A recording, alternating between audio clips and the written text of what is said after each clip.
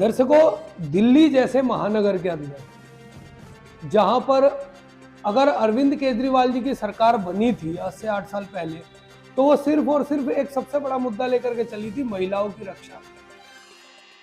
और उन्होंने महिला आयोग का भी गठन किया। महिला आयोग भी तमाम दावे करती है।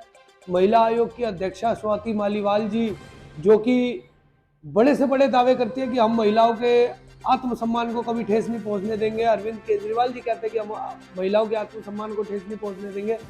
और इसी तरीके से केंद्र सरकार वो भी यही कहती है कि हम महिलाओं के आत्मसम्मान को ठेस नहीं पहुंचने देंगे।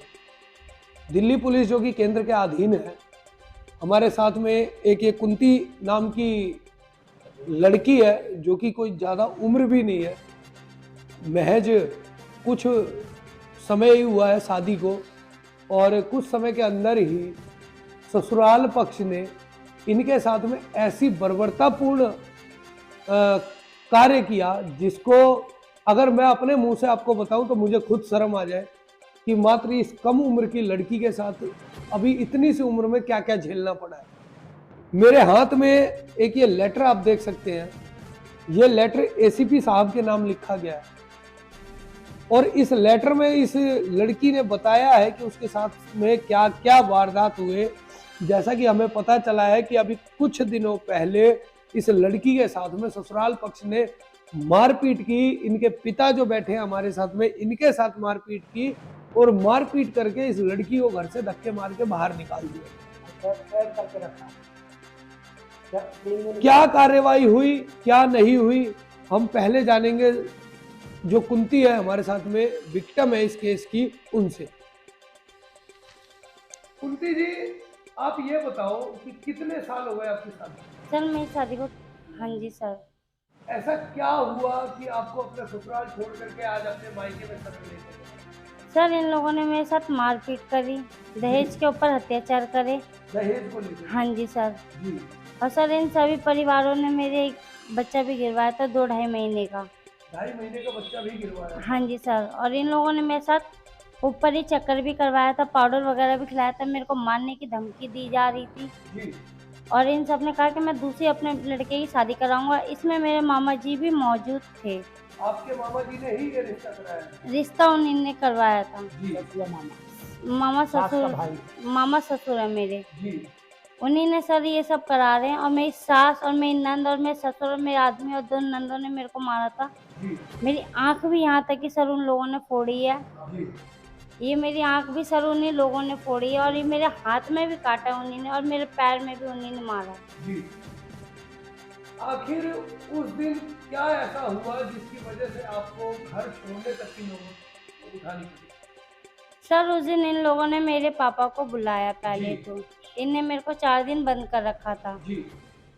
फिर इन लोगों ने पापा को बुलाने के बाद इन लोगों ने पापा के साथ भी हाथापाई करी, तब सहन नहीं हुआ। तब सर मेरे को आज इस कदम पे आना पड़ा। जी। और आप दिल्ली पुलिस से क्या गुजारिश करना चाहेंगे? कि इन्हें सर सजा मिले। जी। आप हॉस्पिटल गई थी तो उस समय में क्या आपका एमएलसी किया था हॉस्पिटल वालों ने? हाँ जी सर, ये मेरे पापा ने खुद कराई थी सर, इसमें मेरे साथ कोई पुलिस वाला नहीं था। तो एमएलसी की रिपोर्ट आपको मिल चुकी है? सर रिपोर्ट अभी उन्हीं के पास है, मेरे पास अभी केवल आईडी प्रूफ हैगा। जी। बस।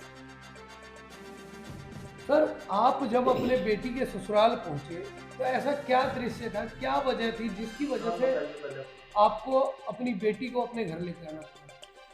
मैं जयराम सिंह बघेल मंगोलपुरी में रहता हूं। जी। और मेरी बेटी ये शिवराम पार्क भगवान दास बघेल E3/108 शिवराम पार्क में ब्याही हुई है। जी। हमारी 29 तारीख को 29/10 को हमारे छोटे भाई की बहू एक्सपायर हो गई। जी। उसमें ये हमारी लड़की और इसकी सास और मेरा जमाई तीनों आए हुए थे। जी। उस दिन डेड बॉडी घर में रात, अगले दिन जब डेड बॉडी लगी तो हमारी बेटी अपने भाई को लेकर ससुराल पहुंच गई। जी। उसके बाद में 31 तारीख को इस लड़की के साथ इतनी बर्बरता से मारा गया, पीटा गया कि इसकी एक आंख उसकी फूटी हुई है। इस समय इसके अंगूठे में काट रखा है, और पीठ में भी काट रखा है, पैरों में भी इसको तोड़ने के प्रयास किए गए, उसके भी और उसमें भी काट रखा है। एक लड़की ने, इसकी 2 नंदे हैं, दोनों ने। जी। और इसका आदमी इसको भी मारा और उसको पकड़ के रखा इसको। जी अब कारण यही था कि उसकी सास कह रही थी कि तू वहाँ गई थी तो तेरे बहन और बाप ने कुछ तेरे को सिखा पढ़ा के भेजा होगा, जी इसलिए तू ऐसा कर रही है। जी दूसरा ये था कि सबसे बड़ा प्रेशर इस पे ये था कि वो खाने का बहाना लेके इसको टॉर्चर करती है जी और खाना ये टाइम पे देती है, मगर इससे रात के 2-2 बजे तक मशीन चलवाती है सिलाई की। जी तो जो बच्चा रात के 2 बजे तक मशीन चलाएगा तो वो सुबह कितने बजे उठेगा, किस समय खाना देगा। जब इसको 3 दिन बंद रखा, सॉरी 29 और 31, 1 और 2, जी 3 दिन बंद रखा। 3 तारीख को सुबह इसके ससुर ने मेरे पास फ़ोन किया 6:13 पे कि मेरा बेटा तुमसे कोई बात करना चाहता है। मतलब एक धमकी भरे लहजे से था। तो मेरे को डर लगा कि मैंने कहा मेरे को बेटी के साथ लगता कुछ अत्याचार हुआ है। मैं तुरंत ही साइकिल लेके पहुंचा तो करीब 6:30 या 6:45 बज रहे होंगे। मैंने समधी से संपर्क साधा तो उन्होंने कहा कि मेरा बेटा तुमसे बात करना चाहेगा। इतने में इसकी लड़की की सास ऊपर से नीचे आई तो मैंने समधी को बोला, मैंने कैसा है, मैं ज़रा एक फ़ोन कर लूँ। जैसे ही मैंने फ़ोन निकाला जेब से, इतने में ही हमारी समधन और लड़की की सास मेरे ऊपर फ़ोन कर रहा हूँ, लेकिन ऐसा कुछ नहीं था। मैं अपने भाई के पास फ़ोन करने जा रहा था कि बेटा मैं अभी यहाँ नहीं आ पाऊँगा क्योंकि मैं लड़की के यहाँ आया हुआ हूँ। मैं ये बात न कर पाके और मेरे को समधी भी टूट पड़ा इस पर। हमारे को गली में ही डाल के फिर लड़का और उसकी जो लड़कियां थी वो भी आ गई और गली वालों ने मुझे जैसे तैसे मेरे को बचाया। मेरे पीठ में पूरे परिवार ने मिलकर आपको मारा? मेरे को लड़की भी हमारी बचाने को आई तो मैंने इसको कहा बेटा तू घर में जा। इसको मैंने घर में कर दिया, लेकिन मैं कुटता रहा। मैंने उसके बाद पुलिस को 100 नंबर 112 पे फ़ोन किया। हमारा मंगोलपुरी के एड्रेस से फ़ोन था, मंगोलपुरी फ़ोन लगा। मंगोलपुरी पुलिस थानों ने बोला कि आप कहाँ हैं। मैंने कहा जी शिवराम पार्क के। तो जी वो हमारे इलाके में नहीं है। तो मैंने उनको बोला कि साहब जी हमारा ये निहाल बार कर लिए, डाइवर्ट कर दो, हमारे पास पुलिस प्रोटेक्शन चाहिए। हमारे पास कोई एम्बुलेंस नहीं पहुंचा, कोई पुलिस नहीं पहुंची, कोई पीसीआर नहीं पहुंची। फिर बाद में मेरे पास फ़ोन निहाल विहार थाने से आया कि आप कहाँ हो। मैंने कहा मैं उनको एड्रेस दिया, E3/108 शिवराम पार्क में हूँ, श्रद्धा पब्लिक स्कूल के पास। कि ठीक है जी मैं अभी पहुँचता हूँ, लेकिन पीसीआर नहीं पहुँची। बाद में मेरे को कॉल किया गया कि आप निहाल विहार थाने आ जाइए। मैं थाने पहुँचा, मेरी थाने वालों ने किसी ने नहीं, कुछ भी नहीं सुना। मेरे को बता दिया कि कमरा नंबर 5 में जाइए और वहाँ पे आपको एसआई मिलेंगे, या मेरी बेटी को बिठा दिया।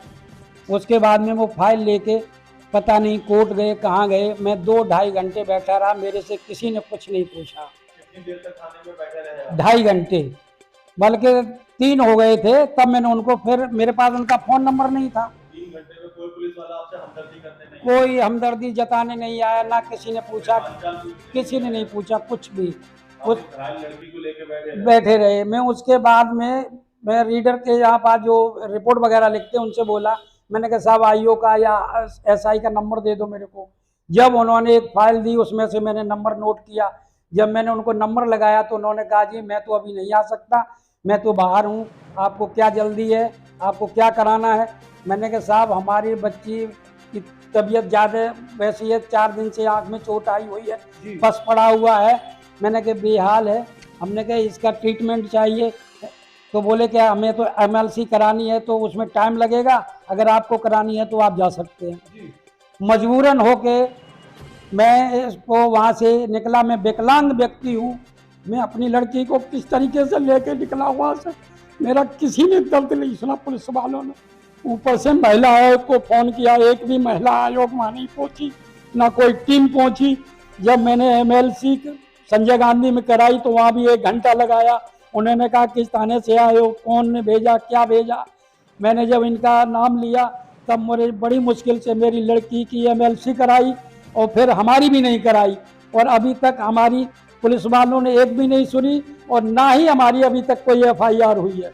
आप पुलिस के आला अधिकारियों से और प्रशासन के जो बड़े बड़े अधिकारी हैं जी उनसे क्या अपील करना चाहते हैं? हम उनसे अपील यही करना चाहता हूं कि हमारे साथ जो घटना घटी है, मैं समझता हूं कि पूरा नियाल विहार थाना इसमें उसका सम्मिलित है और इसमें कोई कार्रवाई न करना उनका ये अपराधीकरण है। क्योंकि महिला आयोग की टीम ही अगले दिन एक पहुंची जब मैं वहां एमएलसी एसआई को सौंपने गया उस समय। दर्शकों, तो आपने सुना कि एक पिता का दर्द क्या था कि पिता भी ससुराल जा करके जब अपनी बेटी का हालचाल पूछते तो उनको भी किस तरीके से पूरा परिवार मिलकर पीटता है। ये बात तो एक पिता की रही, लेकिन ये बच्ची जो उस परिवार का एक हिस्सा बन चुकी थी, इस बच्ची के साथ में आप देख सकते हैं किस तरीके से इस बच्ची की आंख फोड़ दी गई है, हाथों में काटने के निशान हैं, पैर तोड़े गए हैं, और इतना कुछ होने के बाद भी इतने इस दर्द में इस लड़की के किसी भी प्रकार का इंसाफ ना होना, आप समझ सकते हैं कि हमारा ये पीठ भी आप देख सकते हैं कि किस तरीके से पीठों पे भी निशान है इसके, और आप देख सकते हैं कि हमारा ये समाज किस ओर जा रहा है, जहां एक और लोग कहते हैं कि दहेज प्रथा को बंद किया जाए, वहीं दहेज के लोभियों ने मिल करके इस छोटी सी लड़की का क्या हाल किया, जानवरों की तरह ट्रीट किया इसके साथ में। ऐसे लोगों को प्रशासन से मैं ये अपील करूंगा कि सख्त से सख्त कड़ी कार्रवाई की जाए और तत्काल प्रभाव से उस पूरे परिवार को उठा करके बंद किया जाए और आगे कोई ऐसा समाज में कदम ना उठा सके, इसके लिए कड़े से कड़ी सजा का प्रावधान किया। आप देख रहे हैं अनमोल ताज़ा खबर। अनमोल ताज़ा खबर की ओर से आप सबको सत श्री अकाल, सलाम, नमस्ते, जय हिंद, जय भारत। इंसाफ की निडर आवाज, अनमोल ताज़ा खबर। देश दुनिया की ताज़ा तरीन और बेहतरीन खबरें, अनमोल ताज़ा खबर।